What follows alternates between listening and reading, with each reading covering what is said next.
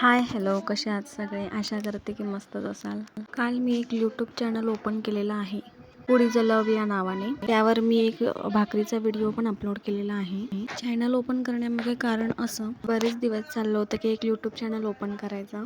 जवळजवळ 1.5 वर्ष करू की नको. मग म्हटलं आता करावंच. याचं परिपूर्ण श्रेय मी माझ्या मैत्रिणीला देते, कारण ती जवळजवळ 1.5 वर्ष मला सांगत होती की तू एक यूट्यूब चॅनल ओपन कर, आणि तोही कुकिंगचा. त्यामुळे आज 1.5 वर्षानंतर मी मनावर घेतलंय. आशा करते की तुम्ही मला सपोर्ट कराल. आज मी घेऊन आले वांग्याचा झणझणीत रस्सा. तुम्ही वांगी पाहिली असतील, ताजी झाडातील तोडून आणलेली आहेत. वांगीचे 2-2 फोड करून घ्यायचे. एक वांग फारच मोठं होतं, ते खरं तर मला तोडायला नको होतं, पण मी तोडलं. मोठ्या वांग्याचे मी क्यूब्स केलेले आहेत. बाकीची वांगी तुम्ही अर्धी तोडून घेऊ शकता. आता वांगी कट करून घेतल्याच्या नंतर स्वच्छ पाण्यामध्ये धुवून काढायची. त्यानंतर लसूण पाकळ्या घ्यायच्या. जवळजवळ 7 ते 8 लसूण पाकळ्या घेतलेल्या आहेत. त्यांना चांगलं मस्तपैकी ठेचून घ्यायचं. त्यांना चांगलं ठेचून घेतल्याच्या नंतर आमटी करायला सुरुवात करायची. आता मला थोड्याच प्रमाणात आमटी करायची होती, म्हणून मी छोटंसं पातेलं घेतलं.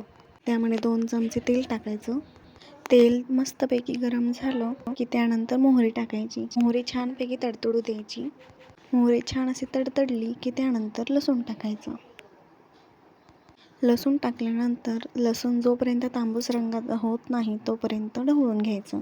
लसूण छानपैकी तांबूस रंगाचा झाला की त्यानंतर वांगी टाकून घ्यायची. वांगी टाकल्यानंतर तेलात मस्तपैकी वांगी परतून घ्यायची. त्यानंतर तुरीची डाळ घ्यायची. तुरीची डाळ छानपैकी धुवून घ्यायची. धुवून घेतल्याच्या नंतर ती टाकायची. त्यानंतर पूर्ण मिश्रण व्यवस्थित परतून घ्यायचं.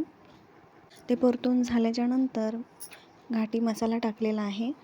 घाटी मसाला टाकला की कोणताच मसाला टाकायची गरज नाही, कारण आपल्याला साधी आमटी रस्सा करायचा आहे. नंतर पाणी टाकायचं.